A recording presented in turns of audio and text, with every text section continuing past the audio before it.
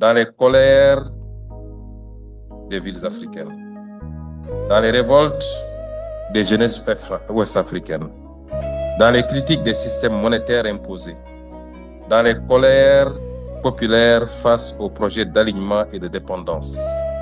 Car oui, il avait raison. L'indépendance politique n'a pas suffi.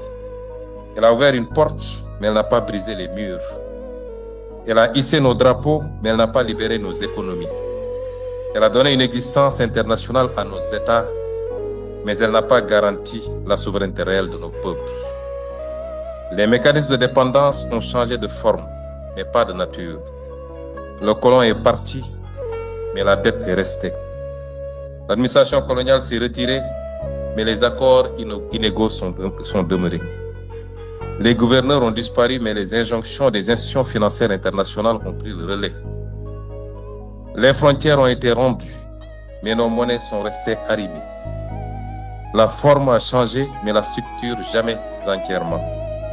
C'est pourquoi le combat continue.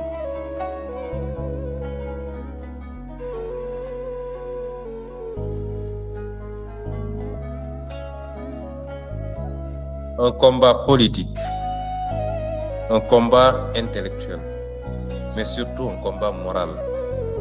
Celui de refuser que la liberté africaine soit concessionnée, que la souveraineté soit conditionnée, que la dignité soit marchandée. Et si Fanon nous parle encore avec une telle force, c'est parce qu'il nous a prévenus avant l'heure que la vérité, la véritable trahison de l'indépendance ne viendrait pas seulement de l'extérieur, mais aussi de l'intérieur. Des élites qui renoncent, des dirigeants qui négocient au rabais, des États qui préfèrent reconduire le système plutôt que l'affronter.